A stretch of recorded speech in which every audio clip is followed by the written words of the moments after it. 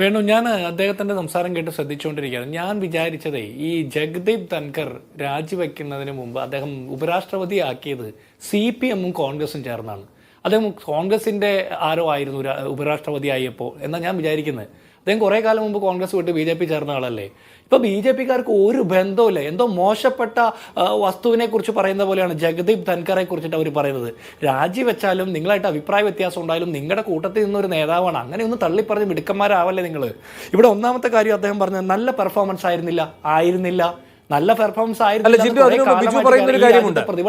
ബിജെപിക്കാരനായിരിക്കുമ്പോൾ തന്നെ ഒറ്റ സെക്കൻഡ് ചിന്ത, BJP-ക്കാരനായിരിക്കുമ്പോൾ തന്നെ അയാൾ വിമർശനത്തിന് അതീതമാണോ എന്ന് ചോദിക്കുന്നു.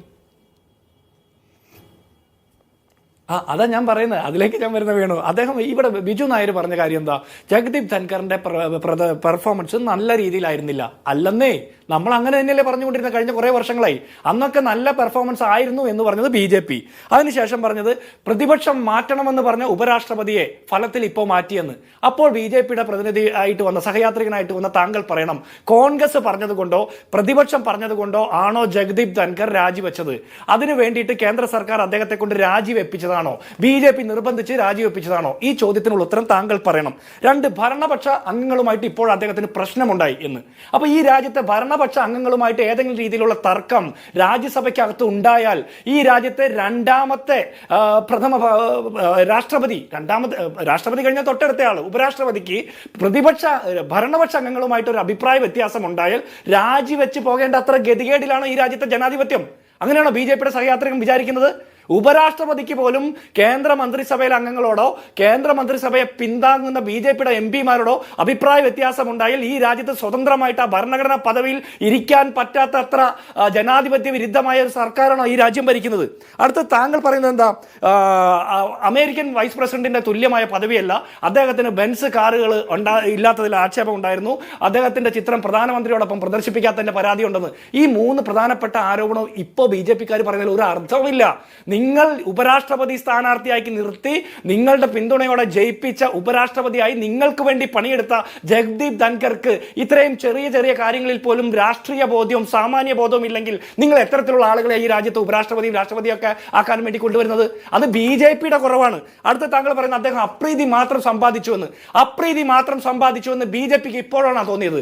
പ്രതിപക്ഷത്തെ നേതാക്കന്മാരുടെ മൈക്ക് ഓഫ് ചെയ്യുമ്പോൾ, പ്രതിപക്ഷത്തെ നേതാക്കന്മാരുടെ രാഷ്ട്രീയ വ്യത്യാസമില്ലാതെ വ്യക്തിപരമായി പോലും ആക്ഷേപിച്ചപ്പോ BJP-ക്കാർക്ക് അത് തോന്നിയില്ലേ? എന്തുകൊണ്ടാണ് തോന്നാൻ? അപ്രീതിയാണ് സമ്പാദിക്കുന്നതെന്ന്. അപ്പൊ നിങ്ങളുടെ പ്രതിനിധിയായിട്ട് നിങ്ങൾ വിജയിപ്പിച്ച് നിങ്ങൾക്ക് വേണ്ടി പണിയെടുപ്പിക്കുന്ന ഉപരാഷ്ട്രപതി ഇക്കാലവും അത്രയും നേടിയ അപ്രീതി നിങ്ങൾ കണ്ടില്ല. നിങ്ങളുടെ ഏതെങ്കിലും ഒരു MP-യുടെ കേന്ദ്രമന്ത്രിയുടെ അപ്രീതി നേടിയപ്പോൾ അതെന്തോ മോശപ്പെട്ട കാര്യം എന്ന് പറയരുത്. അടുത്ത താങ്കൾ പറയുന്നത് രാജ്യസഭയിൽ അദ്ദേഹം യശ്വന്ത് വർമ്മയെ ഇംപീച്ച് ചെയ്യുന്നതുമായി ബന്ധപ്പെട്ട അപേക്ഷ സ്വീകരിച്ചു. അത് ചെയ്യാൻ പാടില്ലേ? അത് നിയമവിരുദ്ധമാണോ? അത് BJP-യുടെ MP-മാരോട് അനുവാദം ചോദിച്ചിട്ട് വേണം നടത്താനായിട്ട്. താങ്കൾ പറഞ്ഞല്ലോ BJP MP-മാരോട് ചോദിക്കാതെ അവരോട് അഭിപ്രായം തേടാതെ ചെയ്തത്. അങ്ങനെ ഉപരാഷ്ട്രപതി ചെയ്യണമെന്ന് എവിടെയെങ്കിലും എഴുതി വെച്ചിട്ടുണ്ടോ? അങ്ങനെ ഇല്ലല്ലോ. അപ്പൊ അങ്ങനെ അപേക്ഷ വാങ്ങിയതാണ് തെറ്റെങ്കിൽ ആ യശ്വന്ത് വർമ്മ എന്ന് പറഞ്ഞ ഈ കാട്ടുകളനായ ജഡ്ജിയുമായിട്ട് BJP-ക്ക് എന്താണ് ബന്ധം? അത് BJP പറയണ്ടേ? ഇനി അടുത്തത് താങ്കൾ പറയുന്നത് ഈ രാജ്യത്തെ ഒരു BJP നേതാവും വിമർശനത്തിന് അതീതനല്ല എന്ന്. അങ്ങനെ മോദിയെ വിമർശിച്ചതിന്റെ പേരിൽ എത്ര ആയിരക്കണക്കിന് മനുഷ്യരെ ജാതിയുടെയും മതത്തിന്റെയും ഒക്കെ പേരിൽ, ഭാഷയുടെയും വസ്ത്രത്തിന്റെയും വിശ്വാസത്തിന്റെയും ഒക്കെ പേരിൽ പിടിച്ച് അകത്തിട്ടത്. മോദി വിമർശനം ഒരു കുറ്റമാണെന്ന് പറഞ്ഞിട്ടില്ലേ BJP? കേന്ദ്ര സർക്കാരിനെതിരെ വിമർശിച്ചാൽ രാജ്യദ്രോഹമാണെന്ന് പറഞ്ഞിട്ടില്ലേ? അപ്പൊ BJP-യുടെ നേതാക്കന്മാർ ഇപ്പോൾ മാത്രമാണോ വിമർശനത്തിന് അതീതരാണ് അല്ല എന്ന് നിങ്ങൾക്ക് തോന്നുന്നത്? ഉപരാഷ്ട്രപതിയുടെ കാര്യത്തിൽ മാത്രമാണോ ഇത് ആപ്ലിക്കബിൾ ആയിട്ടുള്ളത്? മോദിയുടെ കാര്യത്തിൽ ഇത് ആപ്ലിക്കബിൾ ആണോ? മോദിയെ ഞങ്ങൾക്ക് വിമർശിക്കാമോ? അദ്ദേഹം ഒരു BJP-യുടെ നേതാവ് കൂടിയാണല്ലോ, പ്രധാനമന്ത്രി ആയിരിക്കുമ്പോൾ തന്നെ. അപ്പൊ മോദിയെ വിമർശിച്ചാൽ ഈ രാജ്യത്തെ മനുഷ്യരെ മതത്തിന്റെയും ജാതിയുടെയും ഭാഷയുടെയും വിശ്വാസത്തിന്റെയും വസ്ത്രത്തിന്റെയും പേരിൽ പിടിച്ചകത്തിലില്ല എന്ന് ഉറപ്പ് തരാൻ ഈ ബിജു നായർക്ക് പറയാൻ പറ്റുമോ?